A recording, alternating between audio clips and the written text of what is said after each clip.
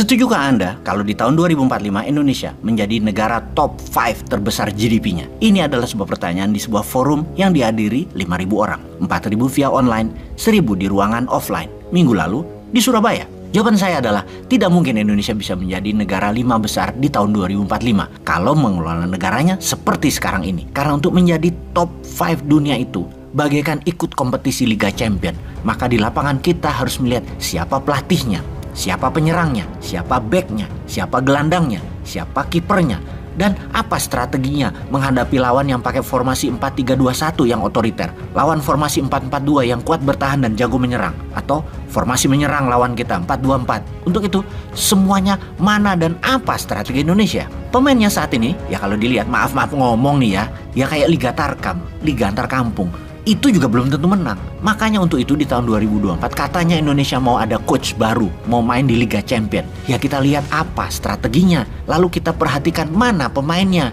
Jadi juara nggak nanti Indonesia bisa kebaca dari awal pastinya. Sungguh, kalau kita mau jujur pada diri sendiri, zaman reformasi yang telah 25 tahun berjalan, jalan doang loh ya, nggak lari apalagi terbang.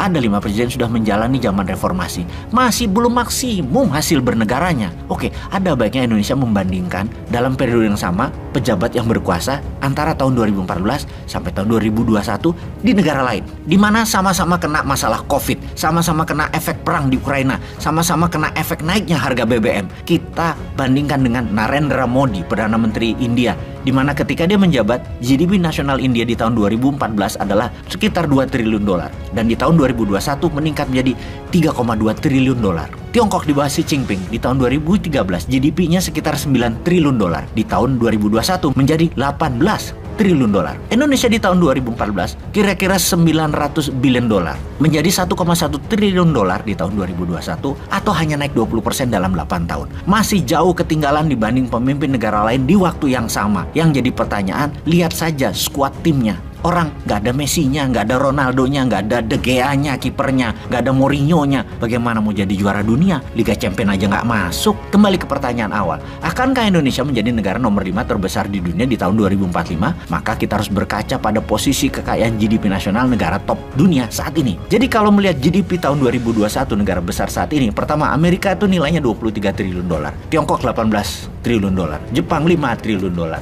Jerman 4,5 triliun dolar, Inggris 3,7 triliun dolar, India 3,2 triliun dolar, Indonesia 1,1 triliun dolar, masuk nomor 15 atau 16 dunia. Di mana di tahun 2045 Tiongkok itu nilainya kira-kira 80 triliun dolar GDP-nya, Amerika sekitar 60 triliun dolar, India 40 triliun dolar. Maka Indonesia paling top, naik jadi 5 triliun dolar. Masih di posisi saat ini juga, masih ranking 15 dunia, walaupun naik memang dari 1,1 ke 5 triliun, naik bener 400% dalam 22 tahun, tapi menjadi top 5 yang gak masuk. Indonesia harus tumbuh rata-rata 20% dalam 20 tahun ke depan, stabil. Baru Indonesia bisa jadi negara nomor 1 GDP-nya di tahun 2045 seperti maunya Newmind. Kalau top 5, Indonesia harus tumbuh double digit di atas 10% per tahun. Dan mulai kapan? Mulai tahun ini 2022. Dan Bosman dengan PD-nya menjawab selanjutnya setelah pertanyaan tidak mungkin Indonesia masuk top 5 di tahun 2045, yaitu beda kalau Newmind yang dapat mandat. Beda, bukan hanya masuk 5 besar, tapi nomor 1 country in the world GDP-nya. Langkah kita pertama apa untuk membuat itu semua? Kita membuat rupiah menguat dulu.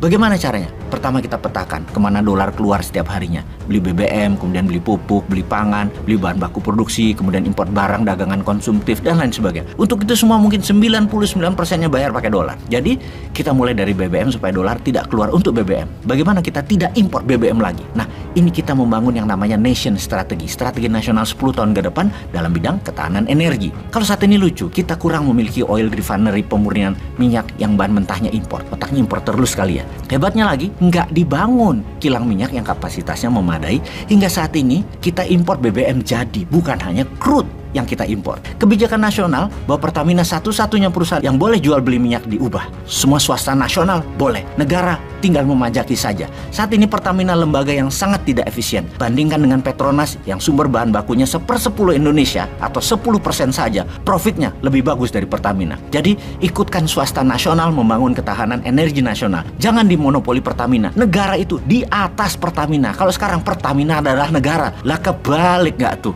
Swasta harusnya boleh punya kilang minyak sendiri, boleh punya refinery sendiri, boleh punya distribusi sendiri. Swasta boleh bangun refinery berbahan baku kondensat, light oil, dan gas alam dikonversikan jadi BBM. Teknologi hydrocracking murah dan bisa skala mini. 10.000 barel per day ada, 5.000 barel per day ada, 1.000 barel per day pun ada. Dan ini bisa at site, di sumur tambang atau di bibir tambang, di mine mouth. Nggak ada biaya distribusi bahan mentah. Dengan mengubah semua kondensat dan gas alam Indonesia, ini bisa mengurangi unsur impor. Mungkin dari 800.000 barel per hari impor, jadi tinggal 200.000 barel per hari impornya. Strategi ini mungkin tidak menghasilkan dolar, tapi strategi ini mereplace, menggantikan impor. Pengaruhnya besar banget dalam fluktuasi mata uang karena mendadak demand beli dolar berkurang. Sekarang kebutuhan dolar malah negara sendiri yang beli. Lalu lucu, intervensi jual dolar di pasar, tapi besoknya dibeli lagi oleh negara untuk dana impor. Wes, wapok mau kapan, Jal?